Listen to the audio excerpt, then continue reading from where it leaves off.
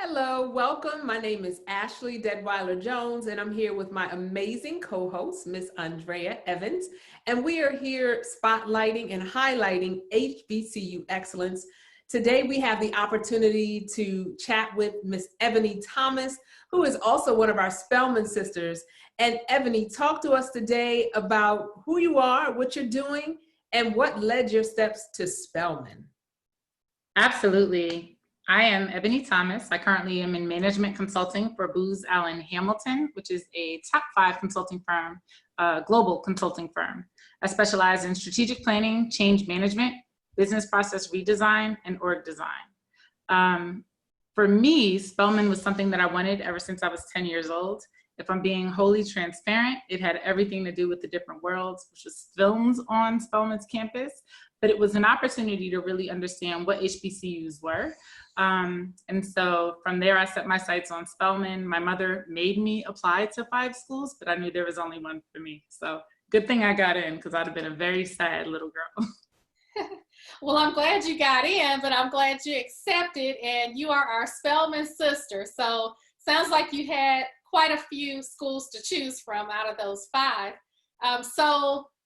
Was it tough for you in the sense that your parents or your friends were pushing you in another direction, or was it just understood that when you got accepted, that was it, you were going to Spelman?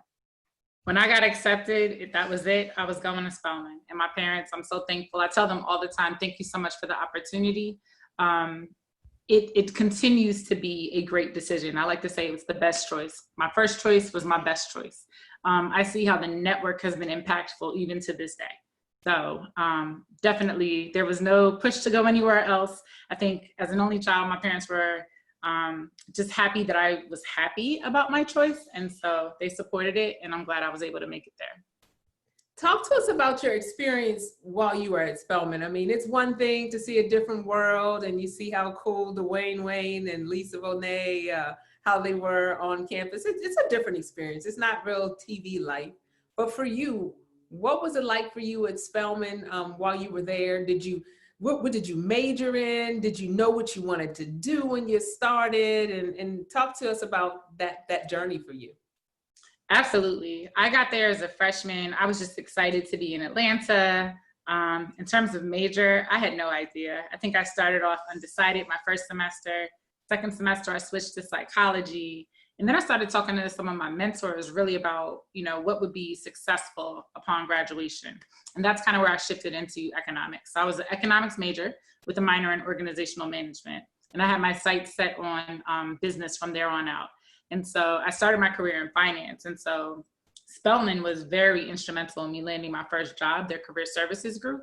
I recall my junior and senior year pretty much being in career services all the time and really going to the events that they had when people would be on campus interviewing. And I landed a role with Goldman Sachs. And so worked in New York right upon graduation in their equities division.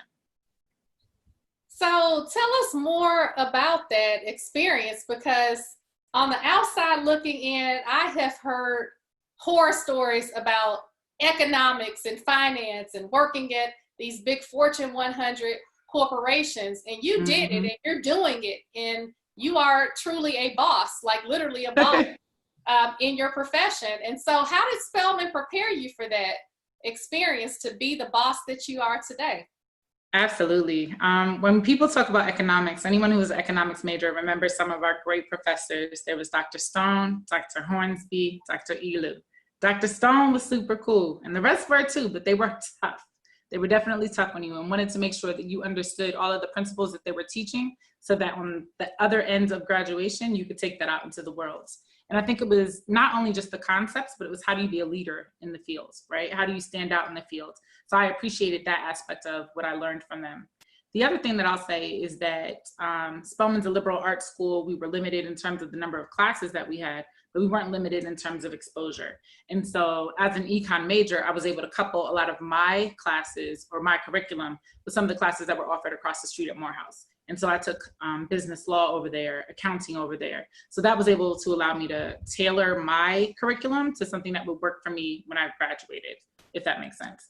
But Spelman absolutely prepared me for that. They put me in real life situations. They put me around some of the most talented women in the world.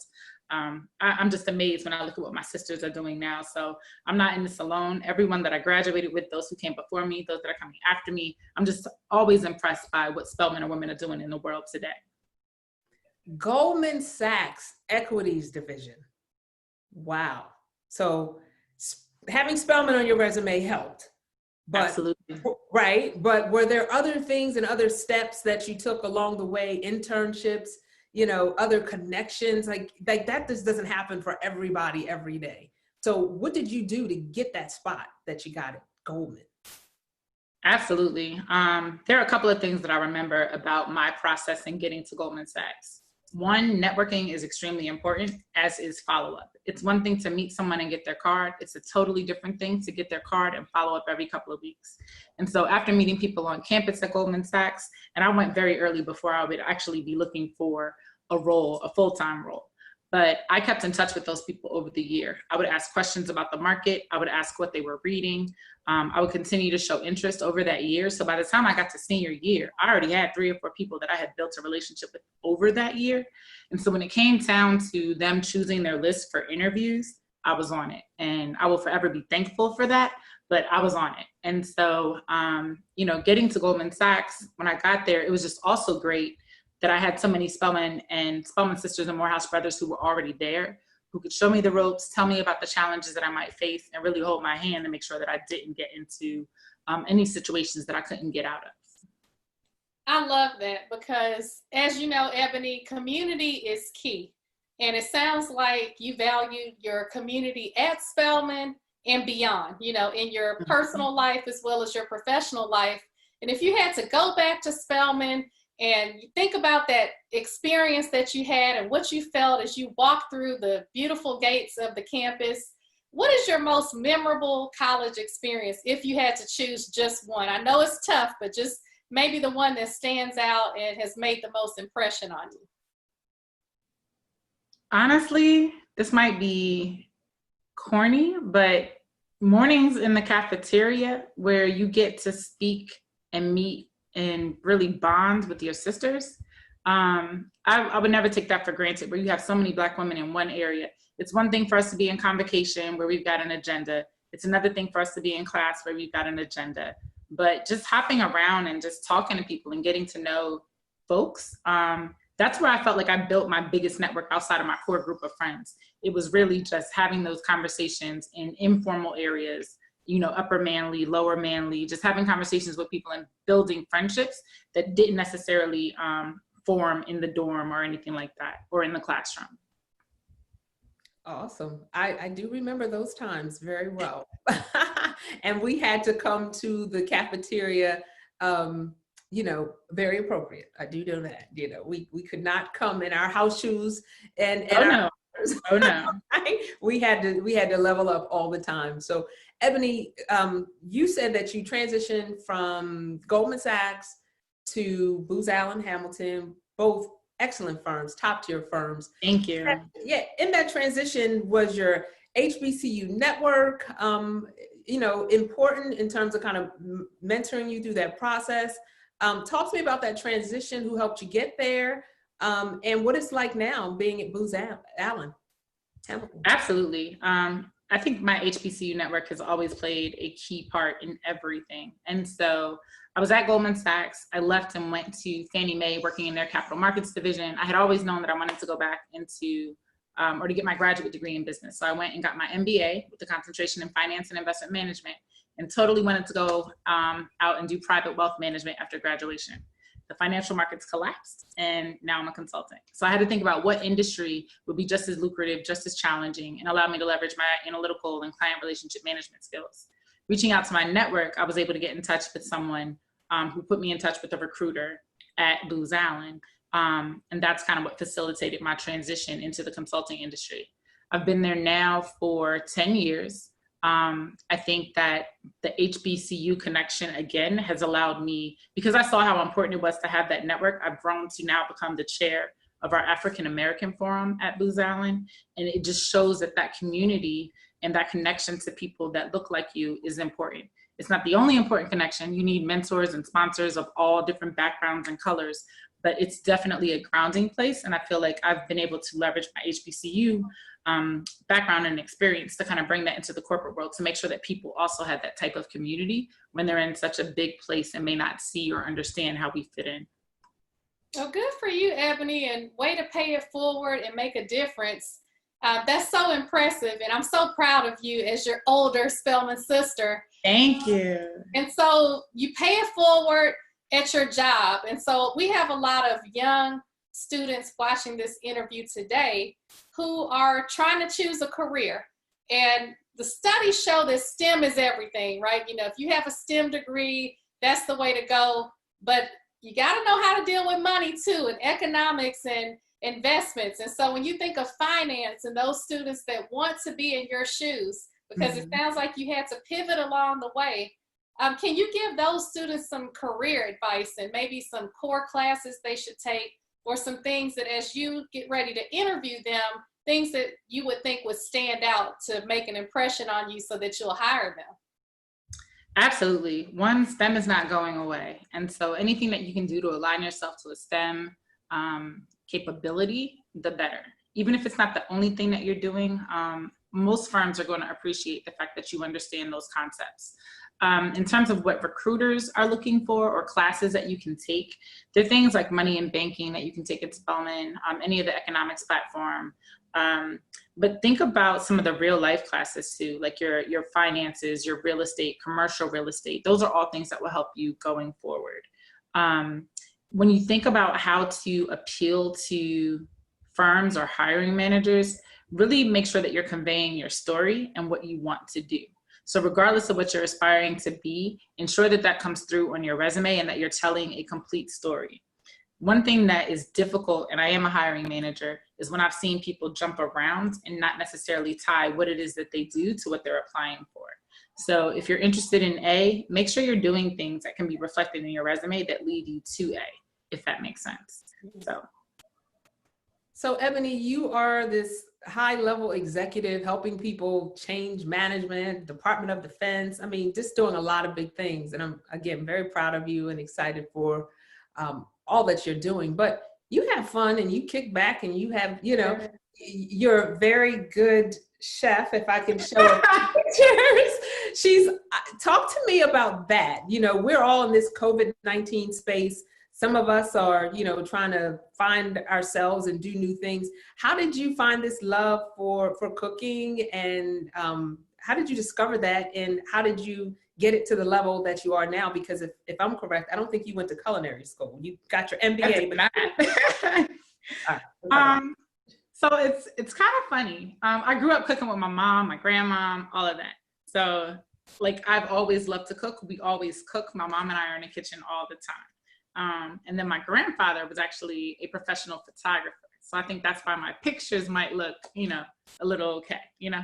But no, I grew up cooking with the women in my life, my mom, my grandma, and it's always been very important to us. And so I've always loved to cook. I love food in general, so I'm a huge foodie. So while I wasn't cooking before, if you scroll through my Instagram, there was restaurant reviews, because I was always out, you know, eating at various restaurants, new restaurants when they would open. I would be at every like grand opening, soft opening, and then COVID-19 hit and I couldn't go to my favorite restaurants, but I still wanted good food. And so that's kind of how I had to shift to, if I can't get it in a restaurant, I'm gonna have to make it at the house. And so it's been great. It's been great. I love cooking. It makes me happy. I'm gonna cook as soon as this is over.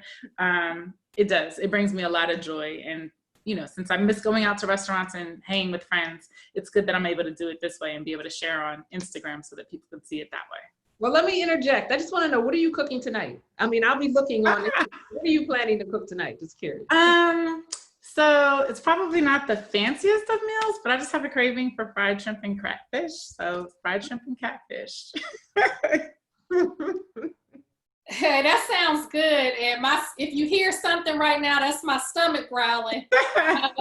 After Ashley showed the picture and now you're talking about what you're making tonight. But let me ask you, if President Obama called you tomorrow and said, Ebony, I'm coming to dinner, what is that dish that you're going to make for President Obama? Oh, wow. That's a tough one. I feel like he's fancy, but he would also appreciate just like regular home cooking. So I might just do shrimp and grits, something like that. I would kick it up a notch or 3. Use like a fancy cheese, like a Talagia or something like that. Argentine red shrimp as opposed to just a regular shrimp.